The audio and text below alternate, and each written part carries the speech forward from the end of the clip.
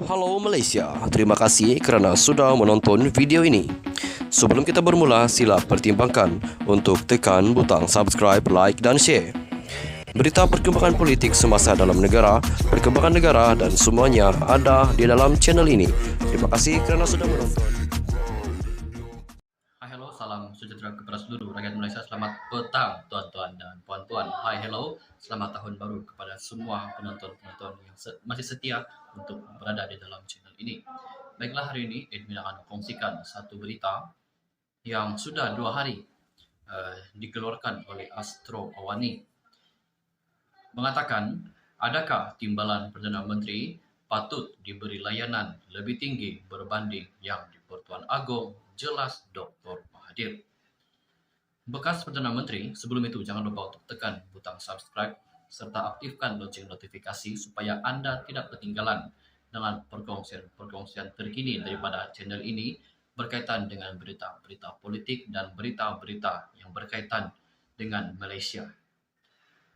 Bekas Perdana Menteri Tun Dr. Mahathir Mohamad mempersoalkan pelantikan timbalan Perdana Menteri yang masih berdepan pendakwaan mahkamah.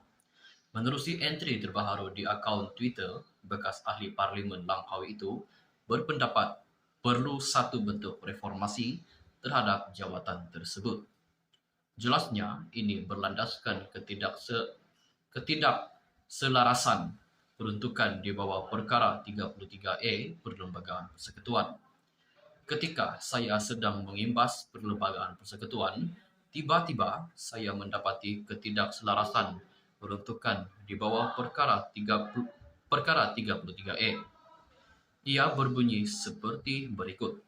Yang di Pertuan Agong hendaklah terhenti menjalankan fungsi yang di Pertuan Agong jika dipertuduh atas suatu kesalahan. Ia jelas sekali menunjukkan bahawa pertuduhan atas sebarang kesalahan adalah sangat serius sehingga seseorang seperti yang di Pertuan Agong perlu menghentikan fungsi sebagai ketua negara. Pada masa sama, ia tidak menyatakan bahawa Baginda perlu didapati bersalah sebelum Baginda menghentikan tugasnya. Ia secara jelas menyatakan sudah didakwa juga cukup serius untuk perlembagaan menetapkan pemberhentian fungsinya, ujar beliau. Berikut merupakan beberapa komen Dr. Mahathir Mohamad di akaun Twitternya mengatakan, "The Deputy Prime Minister, I was browsing through the federal constitution when suddenly I found the incongruity of the provision under Article 33A.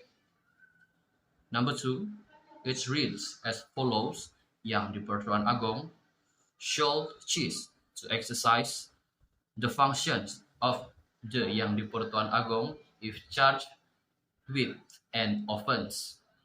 Number 3, it is obvious that being charged with an offence is so serious that a person such as the Yang di Pertuan Agong will cease to exercise the functions of the Yang di Pertuan Agong. Justru Dr. Mahathir mempersoalkan bagaimana pula pemimpin yang lebih rendah kedudukannya berbanding yang di Pertuan Agong seperti timbalan Perdana Menteri TPM.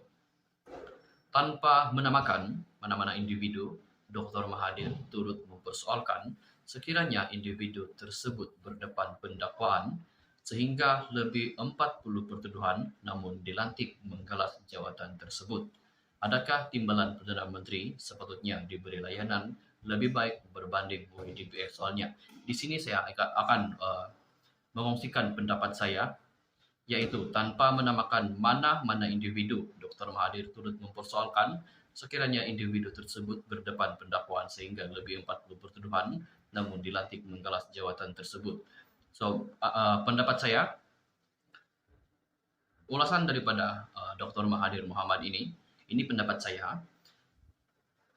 Pada pendapat saya, ulasan daripada Dr. Mahathir yang mengatakan tanpa menamakan mana-mana individu, saya rasa Dr. Mahathir cuba untuk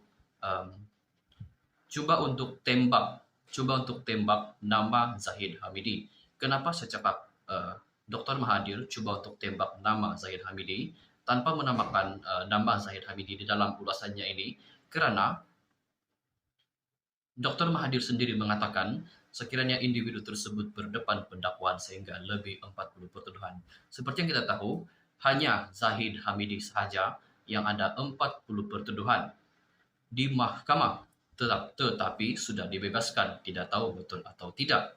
Itu dari pendapat saya. Namun ini komen daripada Dr. Mahathir. It does not say that he would have to be found guilty before His Majesty Jesus to exercise his function. Being charged is clearly serious enough for the Constitution to prescribe the cassation of his function. Now, what about a lesser functionary such as a deputy prime minister? He has been charged with over 40 charges. Yet, he is appointed a deputy prime minister and continues to hold that post. Is the DPM a more senior functionary that he should be better treated than the Yang di-Pertuan Agong? There is a need for reform here, me thinks. Okay, I will look after my grandchildren now. Just ignore this. Jelas Dr. Mahathir Mohamad 30 Disember 2020 melalui akaun Twitternya. Mengakhiri entry tersebut, Dr. Mahathir dengan nada berseloroh menulis agar diabaikan sahaja penulisannya, itu kerana beliau mahu kembali menjaga cucunya. Pada pendapat anda, apakah komen anda mengenai dengan berita ini?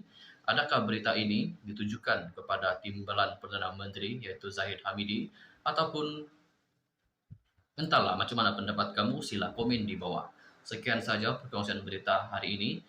Jangan lupa untuk tekan butang subscribe, aktifkan juga lonceng notifikasi supaya anda tidak ketinggalan dengan perkongsian berita-berita politik terkini, berita-berita panas, ataupun berita-berita yang berkaitan dengan Malaysia.